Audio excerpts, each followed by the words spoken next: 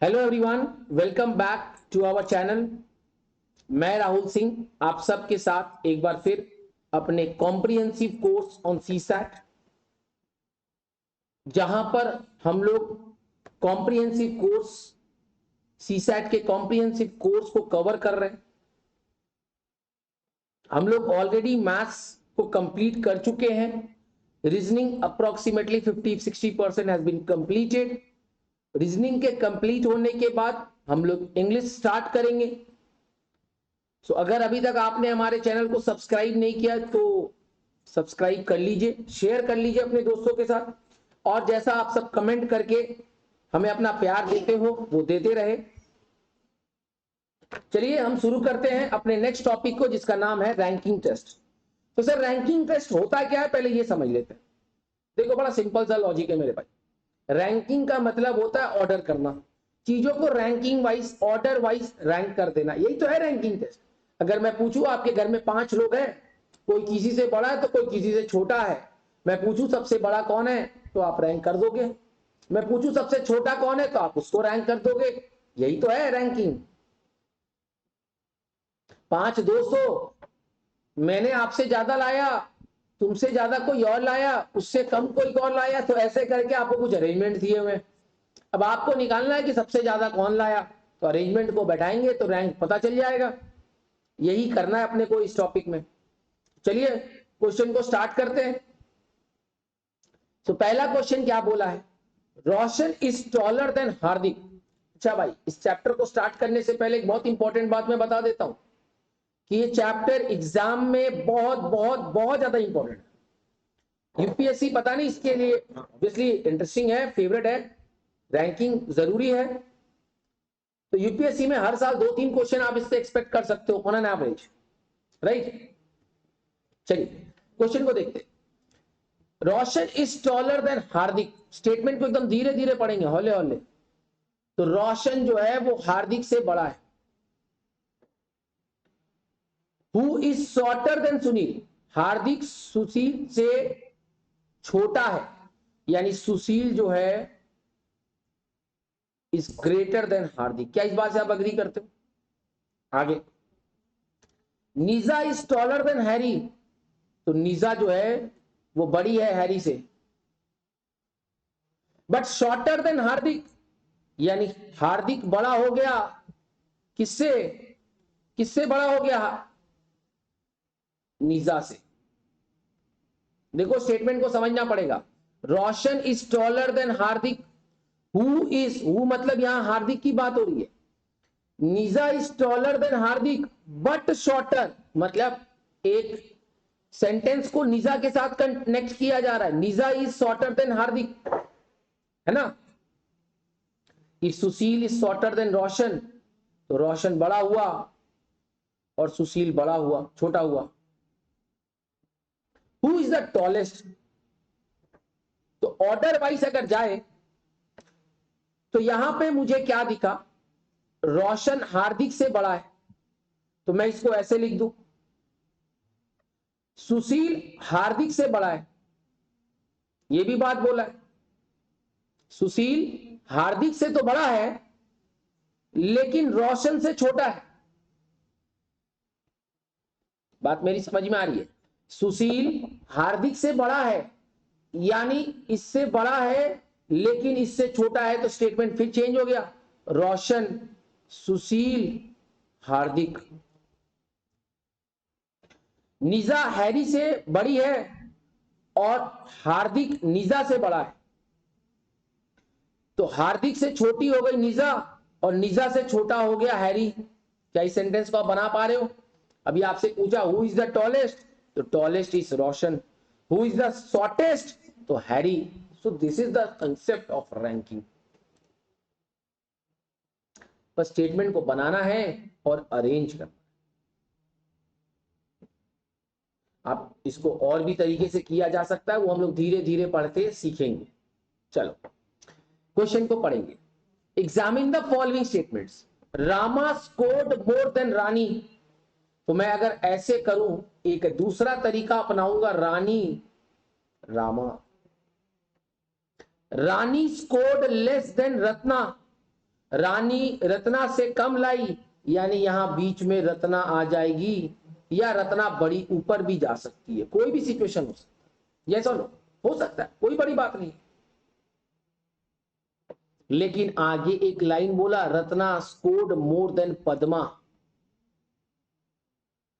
तो अभी देखो पहला सेंटेंस हमारे पास क्या बना, Rama is more than Rani, Ratna is greater than Rani. Sentence समझ में आ रहा, Ratna scored more than Padma, तो Ratna is greater than Padma. Padma scored more than Rama, so Padma scored more than Rama,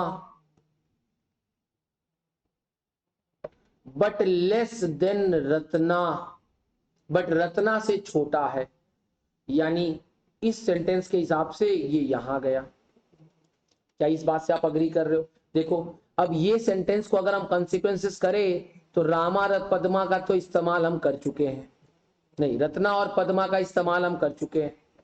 यहां पे क्या बोला, रत्ना और रानी, रत्ना रानी से स्कोर में ज्यादा है, तो इसका मतलब कहीं ना कहीं रानी यहां होगी, इधर भी आ सकती है, इधर भी आ सकती है, इधर भी आ सकती है, कोई बड़ा बात नहीं है। और ये भी बोल रहा है कि Rama is more than Rani, तो चलो ये सेंटेंस समझ में आ गया कि रामा रानी।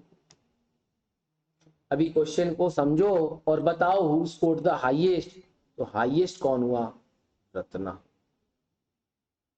लोएस्ट कौन हुआ, रानी। समझ में आ रहा है?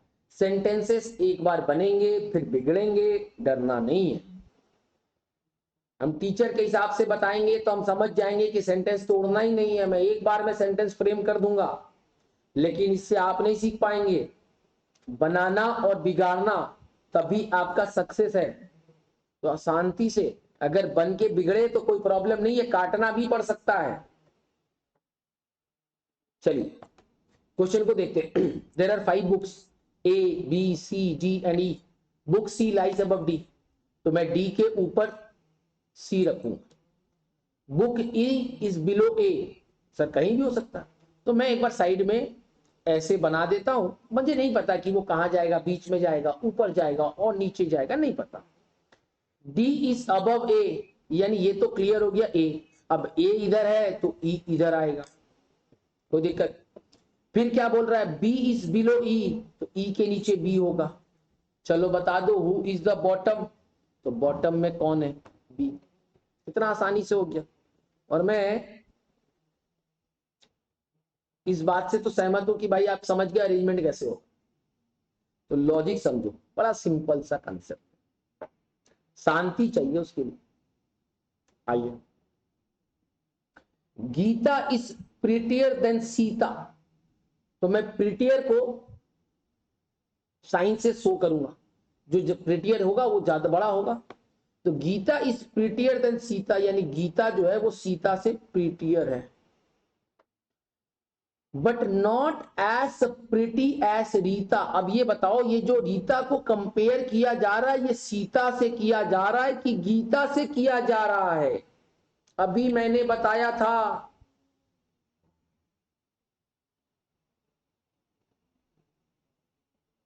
जब बट का इस्तेमाल हुआ मतलब ये गीता के लिए इस्तेमाल किया जा रहा है, यानी रीता सबसे प्रिटी है। Gita is not pretty as Rita, so Rita is more pretty than Gita. Clear? अभी कौन से स्टेटमेंट को सही साबित करोगे ये आपको बताना है। Sita is not as pretty as Gita, sir सही बात है, सीता तो सबसे कम प्रिटी है। सेकेंड सेंटेंस को भी पढ़ लेते ताकि एक सेटिस्फैक्शन आ जाएगा। Sita is prettier than Rita, no sir this is not true. Rita is not as pretty as Gita, no sir Rita is the prettiest, this is also not true. Gita is prettier than Rita, no sir this is also not true, so the answer is option number A। क्या simple सा सवाल था। और मैं आपको ये भी बता दूं कि ये 2012 का क्वेश्चन है, ये भी एक क्वेश्चन एग्जाम का ही है, 2012 का ये भी था। तो समझ में आ रहा है आपको? चलिए आगे बढ़ते हैं। Examine the following statements, either A and B are of the same age or A is older than B. मतलब इसके अंदर में दो सेंटेंस बन रहे हैं। या तो मैं ये कहूंगा कि A is equal to B, या तो मैं ये भी कह सकता हूं कि A is greater than B, depending upon the situation. इधर C and D are of the same age, यानी C is equal to D और D is older than C. और ये बात जरूर है कि B is older than C, ये बात सही है। तो ये भी बात इंपॉर्टेंट है कि बी इज ओल्डर देन सी। तो बेटा एक बात बताओ, अगर बी सी से बड़ा है तो बी डी से भी बड़ा होगा ना? होगा कि नहीं होगा? होगा। और अगर हम इस बात को माने कि ए सबसे बड़ा है तो सबसे बड़ा ए हो गया, फिर बी हो गया, फिर डी होगा, फिर सी होगा। पक्का बात ना? खैर, अभी तो ये बात आप हमसे क्वेश्चन कर सकते हो, सर हम इसी बात को क्यों माने, हम इस बात को भी मान सकते। भाई इस बात तो तुम सही कहते हो। तभी तो मैंने दोनों स्टेटमेंट को लिखा और एक ऐसे कंक्लूजन में पहुंचूंगा जो दोनों बातों को सेटिस्फाई करे। ठीक है? A is older than B, sir ये बात को जस्टिफाई कर रहा है, लेकिन इस बात को जस्टिफाई नहीं कर रहा, इसीलिए हम इस बात को प्रूव नहीं मानेंगे। B and D are of the same age, B and D are of the same age. No sir, this is not true at all, because B is greater than C and C and D can be same. So how B is greater than B is equals to D? This is not true. D is older than C. Sir कहीं पे ये बात को बोला गया है, लेकिन ये बात उसको काट रहा है, तो हम इस बात को भी 100% जस्टिफाई नहीं कर सकते। आप मेरी बात को समझो, यहां दो सेंटेंस को बोला गया, आप एक पे विश्वास नहीं कर सकते, क्योंकि एक बच्चा कहेगा हम इसको मानेंगे, एक बच्चा कहेगा हम इस पे मानेंगे, तो टीचर किसको मानेगा? तो ऐसी बात जो दोनों माने उसी को हम आंसर बोले। ए इज ओल्डर देन सी, अब ये इसी का प्रोबेबिलिटी है। सर एकदम सही बोल रहे हो, A is older than C. क्यों सर? ये बात बोला ना कि B is older than C, B is older than C बोला। अगर हम इस बात को माने तो भी हम मानेंगे ए इज ग्रेटर देन सी, और अगर हम इस बात को माने तो भी हम कहेंगे कि A is greater than B is greater than C, यानी A is greater than C. मानेंगे ना? तो ये एक ऐसा स्टेटमेंट है, एक ऐसा कंक्लूजन है जो दोनों बातों को जस्टिफाई कर रहा है।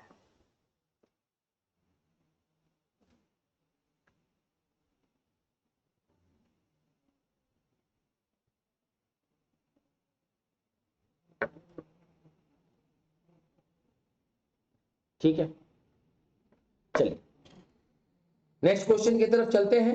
Usha runs faster than Kamala, Preeti runs slower than Swati, Swati runs slower than Kamala, who is the slowest? तो चलिए देखते हैं इस बात को, कौन सही बोल रहा है कौन गलत। अगर मैं देखूं तो क्या बोल रहा है, Usha runs faster than Kamala, Preeti runs slower than Swati, यानी स्वाति रन्स फास्टर देन प्रीति, स्वाति रन्स स्लोअर देन कमला, मतलब कमला रन्स फास्टर देन स्वाति। क्या इस बात से आप अग्री करते हो? तो ये बात तो समझ में आ गया, सबसे फास्टर कौन है? उषा, फिर कमला, फिर स्वाति और फिर प्रीति। इसको और इसको मिलाएंगे तो इस जस्टिफिकेशन पे पहुंचेंगे, और इस दोनों को मिलाएंगे तो हम इस जस्टिफिकेशन पे पहुंचेंगे। तो आंसर में पूछा क्या है? Who is the slowest? P, that is Preeti. Answer is Preeti. क्या मेरी बात समझ में आई है? बहुत सिंपल है। If I am not wrong, Preeti is the slowest runner, right? चलिए ये भी एग्जाम का क्वेश्चन है। आइए नेक्स्ट क्वेश्चन को देखते हैं। इन अ रो ऑफ, देखो ये आपको पजल में भी स्ट्रॉन्ग करेगा, ये पढ़ लेने से थोड़ा पजल का अरेंजमेंट भी आपको समझ में आने लगेगा क्योंकि कुछ दिनों में, 2-4 दिनों में ही पजल आने वाला है। In a row of some person, Bhushan is 7th from the left, and Motilal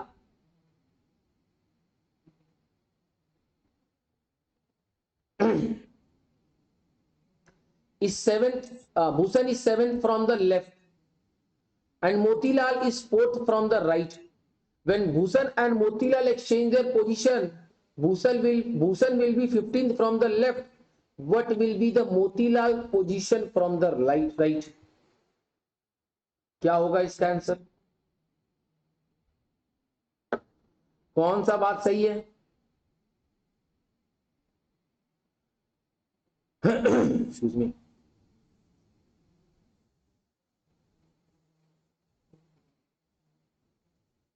कौन सही है?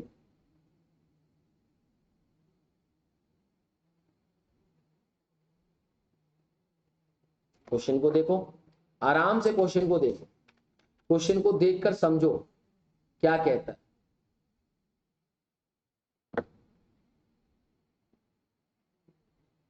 चलो, तो क्या बोला? In a row of 7 some persons, Bhushan is 7th from the left and Motilal is 4th from the right. ठीक है? When Bhushan and Motilal exchange their position, Bhushan will be 15th from the left. तो पहले में क्या बोला कि Bhushan जो है 7th from the left. Now what is left over there? Left से 7th person. This is the left. अच्छा, आप जैसे भी समझो, तो भूषण इज 7th, मैं यहीं पे लिख रहा हूं 7th from left and Motilal is 4th from right.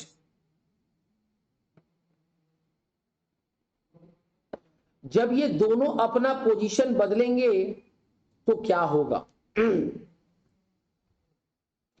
तो मोतीलाल हो जाएगा 7th फ्रॉम लेफ्ट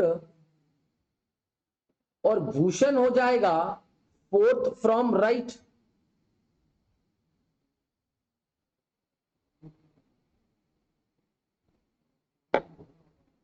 यस और नो?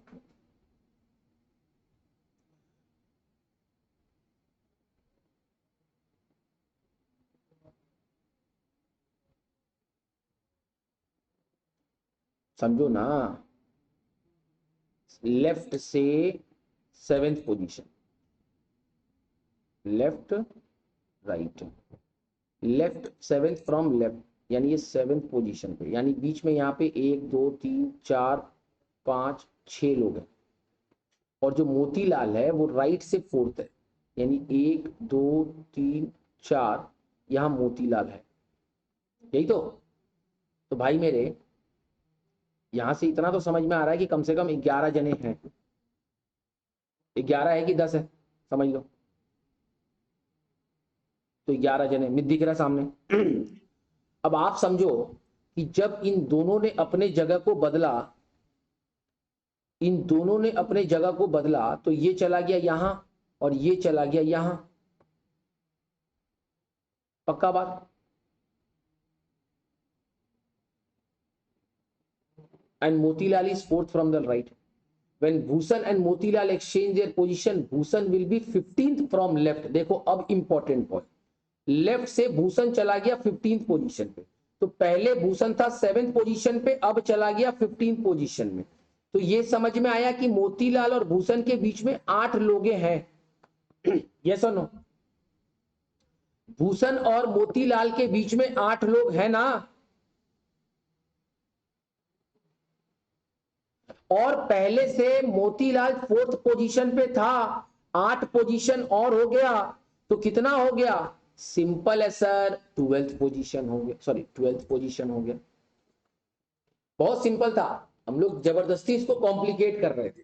देखो एक बार फिर से देख लो, ये है स्टेटमेंट। मान लो ये लेफ्ट है, ये राइट है, भूषण यहां पे 7th पोजीशन पे और यहां से 4th पोजीशन पे मोतीलाल है। तो इसका मतलब ये हो गया कि यहां से वो 11 पोजीशन पे देखेंगे और टोटल आदमी 15 दिख रहा है। पक्का बात? अभी जब पोजीशन चेंज हुआ तो ये मोतीलाल हो गया, ये भूषण हो गया। तो देखो अभी क्या बोला कि 7 और 5, अच्छा ये 15 छोड़ो, यहां से अब जो पोजीशन हुआ भूषण का ये हो गया 15th पोजीशन। ये क्या हो गया 15th पोजीशन। पहले भूषण थे 7th पोजीशन पे, अभी चले गए 15th पोजीशन पे, जब जगह बदला, यानी यहां जो बीच में लोग है ये 8 लोग है, तभी तो 15th पोजीशन पे जगह बदल गया। पहले 7th जगह पे थे, अभी 15th पे आ गए। अब ये बताओ पहले मोतीलाल 4th पोजीशन पे था, जब मोतीलाल इधर आया तो 4 और 8 12वां पोजीशन हुआ कि नहीं हुआ? सिंपल तो था। क्लियर? ओके चलिए नेक्स्ट क्वेश्चन पे चलते हैं। Geeta is older than her cousin Meena. Geeta is older than her cousin Meena. Meena's brother Bipin is older than Geeta. चलिए बनाते हैं। Geeta is older than her cousin Meena, तो Meena Geeta. Meena brother Bipin is older than Gita, यानी गीता से बड़ा है बिपिन। ये बात आपको समझ में आया? तो मैं इस ऑर्डर को पुट कर सकता हूं। आगे क्या बोला? When Meena and Bipin visit at Geeta's house, they like to play chess. Meena wins the game more often than Geeta. अच्छा ये तो बात हो गया एज के अकॉर्डिंगली, अब हम बात करेंगे विन के accordingly. Meena wins the game more often than Gita, यानी गीता से ज्यादा गेम मीना जीतती है। Based on the above information 4 conclusions are given. अभी यहां पे देखो तो विपिन का इंफॉर्मेशन नहीं दिया हुआ है कि वो क्या होता है। Based on the above information, 4 conclusions as given below have been made. Which one of them this logically follows from the information given below? While playing the chess with Geeta and Meena, Bipin often loses. भाई मेरे बिपिन का कोई बात ही नहीं किया गया कि बिपिन जीतता है कि हारता है, ज्यादा जीतता है कि ज्यादा हारता है, ऐसा कुछ भी नहीं बोला, तो इस स्टेटमेंट को हम अग्री नहीं करते। Geeta is oldest among the 3. No sir, Bipin is oldest among the 3. So this is also not true. Geeta hates to lose the game. Sir ऐसा कोई बात नहीं है, क्योंकि बिपिन हो सकता है कि जीत भी रहा हो हार भी रहा, तो हमें नहीं पता। Meena is the youngest of the 3। हाँ ये बात एकदम जस्टिफाइड है कि मीना सबसे छोटी है, यानी यही कंक्लूजन लॉजिकली ड्रॉ हो रहा है कि ये बात सही है। Clear to all? Very clear. चलिए आगे बढ़ते हैं। In a class of 45 student a boy is ranked 20th. When 2 boys joined his rank was dropped by 1. What is his new rank from the end? तो ध्यान से समझना। क्या मैं ये कह सकता हूं कि जब 45 स्टूडेंट्स थे तो बॉय का रैंकिंग जो था वो 20th था। जब 2 बॉय ज्वाइन किए, मतलब जब 47 हुआ, his rank was dropped by 1, यानी उसका रैंक हो गया 21st। What is his new rank from the end? तो पीछे से उसका रैंक क्या है, जल्दी से बताओ, पीछे से उसका रैंक कितना होगा? तो बेटा बहुत सिंपल, 47 माइनस 21। लेकिन एक बात समझो, जब रैंकिंग करते हो तो सारे नंबर्स कंसीडर्ड होते हैं, यानी आपको both numbers has to be taken as inclusive point. और जनरली जब आप 2 चीजों को माइनस करते हो तो आप एक चीजों को इग्नोर करते हो, पक्का ना? तो इसीलिए हमें वापस एक बार +1 कर देना चाहिए। तो कितना हो गया मेरे भाई? 25th position. अगर आपको इस पोर्शन में डाउट है तो आप ऐसे समझो कि 1 2 3 और 4 बच्चे हैं। जब आप यहां थे या जब आप यहां थे, तो आप समझो कि जब आप 4 - 2 कर रहे हो तो अंतर क्या हो रहा है? सेकेंड फ्रॉम फर्स्ट और लास्ट से भी सेकंड नहीं, तो 4 - 2 करते हो तो आपका आंसर 2 आता है। लेकिन अगर आप ऑर्डर वाइज देखोगे तो फर्स्ट, सेकंड, थर्ड, फोर्थ, और इधर से जाओगे तो फर्स्ट, सेकंड, थर्ड। समझ में आ रहा है? तो जो बच्चा सेकंड प्लेस में था वो पीछे से थर्ड पोजीशन पे, तो हमें +1 करना पड़ रहा है। क्यों? क्योंकि आपको ये और ये दोनों इंक्लूड करना पड़ता है। एक लॉजिकल बात है मैथ्स का कि जब आप कोई दो नंबर का डिफरेंस निकालते हो तो आप किसी एक नंबर को इग्नोर करते हो। जैसे 10 - 5 तो आप 6 से जोड़ रहे हो, 6, 7, 8, 9, 10, या आप 5 से जोड़ोगे तो 10 को छोड़ते हो, यही पढ़े हो ना। लेकिन जब आप रैंकिंग की बात करोगे तो आप दोनों नंबर को कंसीडर करोगे तो डिफरेंस अलग हो जाएगा, यानी +1 का। तो ये एक नया बात है जो आप समझ, ठीक है? ओके, चलिए। In a queue mister X is 14th from the front. Mr. X is 14th from the front and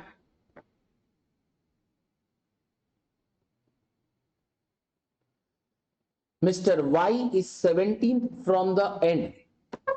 तो अगर मैं ये ऐसे कुछ बना दूं जहां पर ये फ्रंट कर दूं और ये एंड कर दूं, तो मैं ये कहूंगा कि 14th पोजीशन पे मिस्टर एक्स है और यहां से 17th पोजीशन पे मिस्टर वाई है। फ्रॉम एंड देख रहे हैं और ये फ्रॉम फ्रंट देख रहे हैं, राइट? ओके, आगे क्या बोला? While Z is exactly in between Mr. X and Mr. Y। इन दोनों के बीच में है Z। कहां है अभी नहीं पता। If Mr. X is ahead of Mr. Y and there are 48 persons in the queue, how many persons are there between Mr. X and Mr. Y? तो बहुत इंपॉर्टेंट बात है।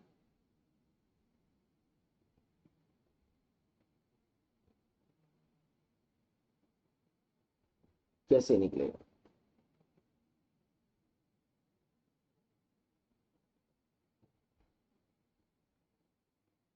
ये तो बात सही है।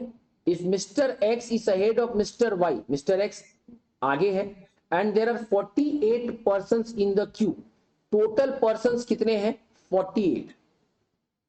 मिस्टर एक्स 14th पोजीशन पे है और मिस्टर जेड 17th पोजीशन पे है, तो ये इसका मतलब 48 पीछे से जाए तो 48 - 17 कितना होता है? 31। लेकिन हमने कहा था कि दोनों पार्ट को इंक्लूड करना पड़ेगा, तो ये हो गया 32।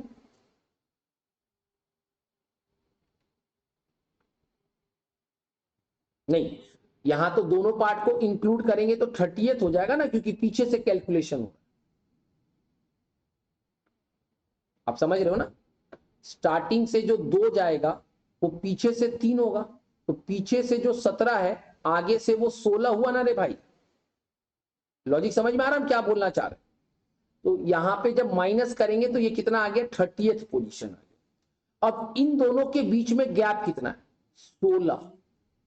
और यहां तब कितना होगा? 8 और 8।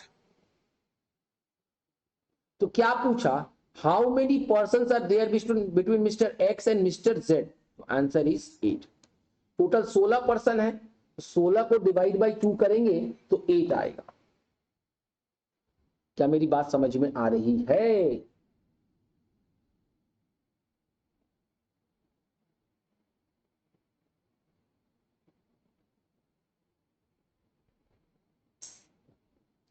देखो, from the and, from the beginning चीजों को बड़ा ध्यान से समझना पड़ेगा, है कि नहीं? ओके,